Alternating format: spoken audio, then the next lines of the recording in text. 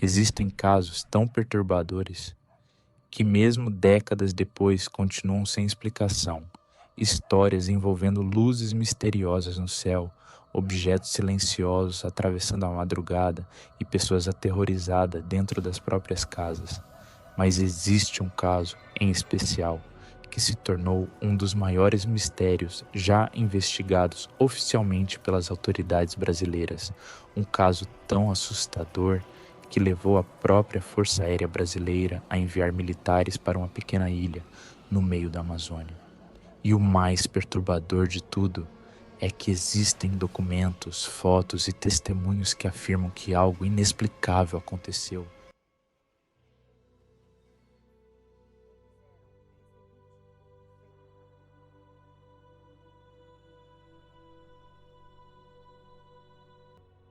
Olá, amigos da história. Hoje vamos conhecer um dos episódios mais misteriosos da história do Brasil, a Operação Prato. Tudo começou em 1977, no estado do Pará, mais especificamente em uma pequena região cercada por rios, mata fechada e pequenas comunidades isoladas próxima da ilha de Colares. Naquela época, Colares era uma região simples, formada principalmente por pescadores, agricultores e famílias humildes que viviam praticamente isoladas. E foi nesse cenário que os primeiros relatos começaram. Moradores passaram a observar luzes estranhas surgindo sobre os rios durante a madrugada. Inicialmente, muitos acreditaram que fossem estrelas, aviões ou até brincadeiras, mas os fenômenos começaram a se tornar cada vez mais frequentes e muito mais assustadores. Pescadores afirmavam ver objetos luminosos sobrevoando os rios silenciosamente. Moradores diziam observar luzes pairando acima das árvores. Alguns descreviam esferas brilhantes. Outros falavam sobre objetos cilíndricos que mudavam de direção em velocidades impossíveis. Mas havia algo em comum em praticamente todos os relatos: o silêncio. As luzes não faziam barulho, nenhum motor, nenhuma hélice. Elas apenas apareciam na escuridão. Mas o que realmente espalhou o medo pela região foram supostos ataques. Diversas pessoas começaram a afirmar que estavam sendo perseguidas por essas luzes durante a noite. Segundo os relatos, os objetos desciam lentamente do céu e lançavam feixes luminosos sobre as vítimas. O medo começou a dominar completamente a região. Os relatos eram tão numerosos que médicos locais chegaram a atender dezenas de moradores assustados. Uma médica chamada Velaide Sassin teve papel importante durante os acontecimentos. Em entrevistas anos depois, ela afirmou ter atendido diversas pessoas com sintomas físicos reais. Segundo Velaide, muitas vítimas apresentavam marcas semelhantes, queimaduras e um estado de extremo cansaço. Ela própria declarou acreditar que algo incomum realmente estava acontecendo em Colares. E que impedia que eles movimentassem qualquer parte do músculo, até para pedir socorro. E que, a partir daí, a dor se tornava insuportável, e eles eram tomados de profunda fraqueza, como se eles estivessem sendo dopados. Elas eram longilíneas, retas, extensas e largas, como se algo tivesse chapado. Existiam sempre dois orifícios paralelos e que você apertava e não desapareciam e ficavam elevadas, como se duas agulhas tivessem penetrado. Algumas vítimas diziam sentir como se algo estivesse drenando suas forças, e foi assim que nasceu o apelido que ficaria conhecido em todo o Brasil: chupa-chupa. Famílias inteiras se recusavam a sair de casa depois do pôr do sol. Em algumas noites, dezenas de pessoas se reuniam dentro de igrejas, tentando permanecer juntas até amanhecer. Moradores improvisavam fogueiras, lanternas e até fogos de artifício, acreditando que isso poderia afastar as luzes, e os relatos se multiplicavam. Algumas testemunhas afirmavam ouvir sons agudos antes das aparições, outras descreviam um silêncio absoluto pouco antes das luzes surgirem. Também havia quem relatasse paralisia temporária durante os ataques. O caso ficou tão sério que começou a chamar a atenção da imprensa local.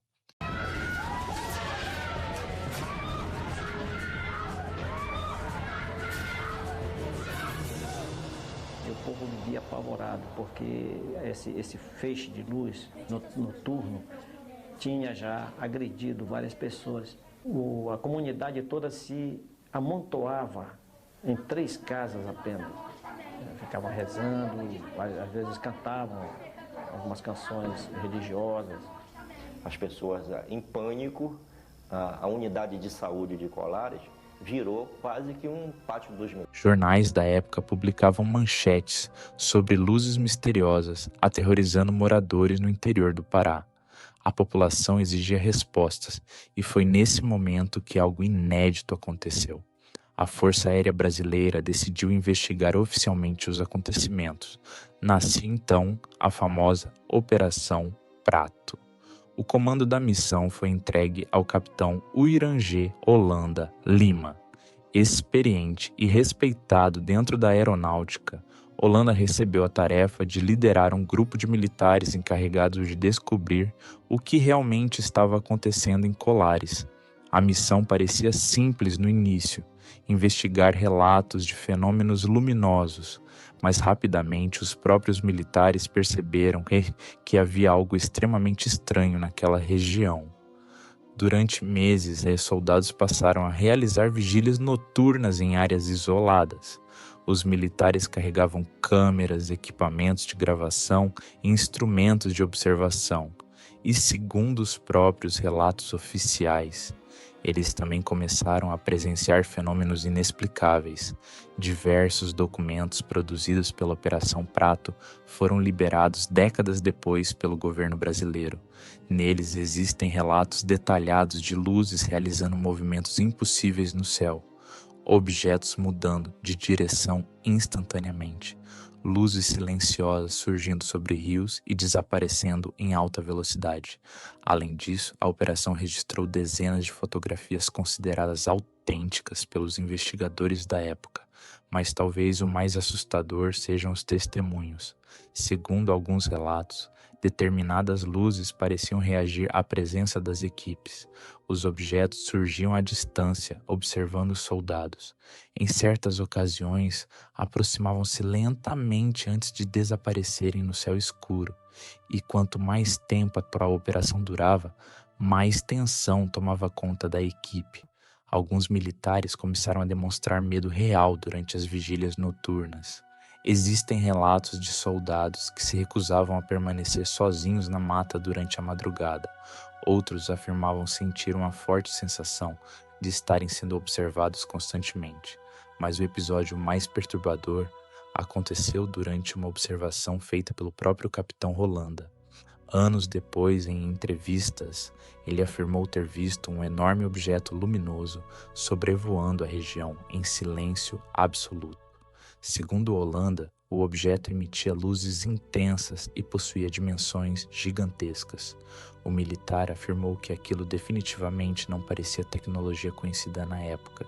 E o mais intrigante, em uma outra entrevista famosa concedida em 1997, pouco antes de sua morte, Holanda afirmou: "Não tenho dúvidas de que vimos algo inteligente."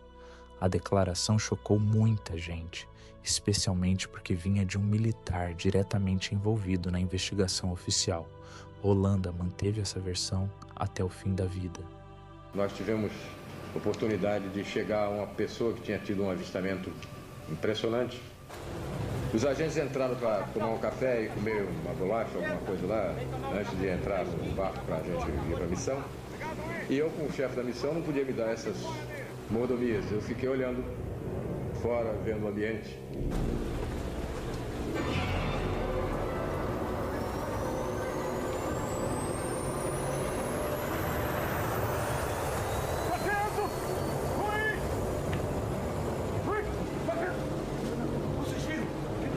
Vocês viram?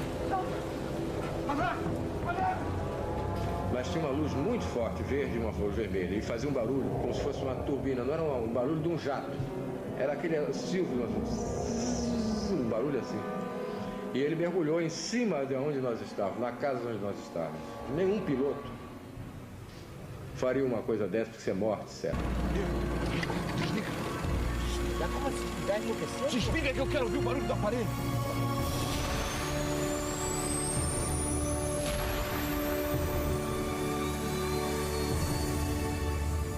E ficou na nossa frente uma coisa assustadora, um objeto muito grande.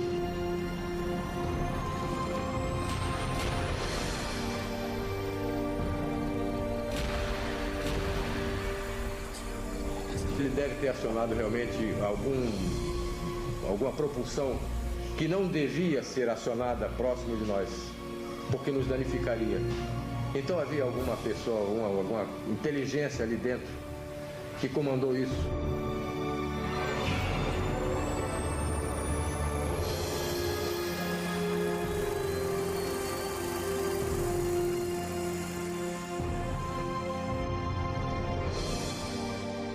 E disparou com uma velocidade incrível para o firmamento. Com o passar dos meses, a Operação Prato acumulou milhares de páginas de documentos, registros fotográficos e depoimentos, mas repentinamente, a investigação foi encerrada, sem explicações claras, sem conclusões definitivas. Oficialmente, o caso nunca recebeu uma resposta concreta do que aconteceu em Colares. Mesmo assim, muitas pessoas acreditam que nem todos os arquivos produzidos pela operação foram divulgados ao público, e isso abriu espaço para inúmeras teorias. Alguns acreditam que os fenômenos eram aeronaves secretas, outros defendem a hipótese extraterrestre. Há ainda quem acredite que a região esconda algum fenômeno natural desconhecido, mas até hoje nenhuma teoria conseguiu explicar completamente tudo o que foi registrado durante a Operação Prato, e é justamente isso que alimenta ainda mais o mistério até hoje. O que realmente aconteceu em Colares? O que os militares viram durante aquelas madrugadas na floresta amazônica? Seriam fenômenos naturais, experimentos secretos, histeria coletiva ou algo completamente desconhecido? Décadas depois, moradores antigos da região ainda afirmam que as luzes continuam aparecendo ocasionalmente sobre os rios e áreas isoladas da floresta. Pescadores relatam objetos luminosos cruzando o céu silenciosamente durante certas noites. E algumas pessoas simplesmente evitam olhar para o céu quando a escuridão toma conta da região, porque talvez existem coisas que nunca deveriam ser investigadas. E talvez a Operação Prato tenha chegado perto demais da verdade. Coronel, e o que foi feito de todo esse material? Filmes, fotografias? Não sei. A aeronáutica recolheu tudo, tá? Tudo foi encaminhado, foi entregue ao comandante, de lá encaminhado ao comando em Brasília. Eu não sei realmente aonde está. Eu até brincava. Cadê o meu filme? Ah, está guardado. Deve estar guardado até hoje. Coronel, o senhor não sabe como essa entrevista foi importante. Eu sei. Eu sei. Os ufólogos costumam dizer que a aeronáutica tem arquivos secretos sobre extraterrestres, sobre objetos voadores não identificados. Existe mesmo isso? Não, isso é objeto de ficção. Na realidade, não existe. A Força Aérea tem até um documento dizendo como os seus militares devem reagir em caso de um possível contato. E como deve ser o contato com a imprensa. E a primeira coisa que se fala, negue.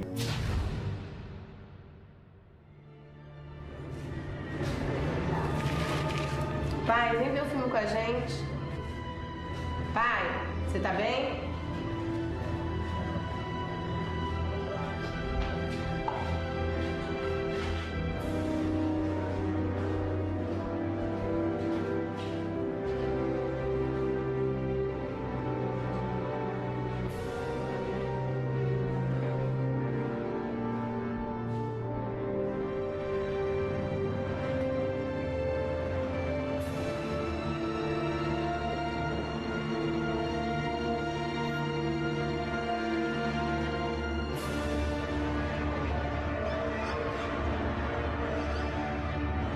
filha e a enteada chamam pelo pai. Ele se enforcou com o cordão do roupão dele. Ele amarrou numa parte alta da cabeceira da cama. Ele vinha sofrendo um processo depressivo que periodicamente se estabelecia de maneira mais acentuada há muitos anos. Pode todo mundo dizer que o Holanda praticou um suicídio. Eu não vou acreditar em suicídio de jeito nenhum. E acredito que, por um motivo qualquer, acontece algo com as pessoas que vão além dos seus conhecimentos ou falam algo de que não estão autorizados a falar. Se você gostou desse acontecimento em Colares, deixe seu like e se inscreva para mais mistérios brasileiros, casos sobrenaturais e relatos assustadores. Até a próxima.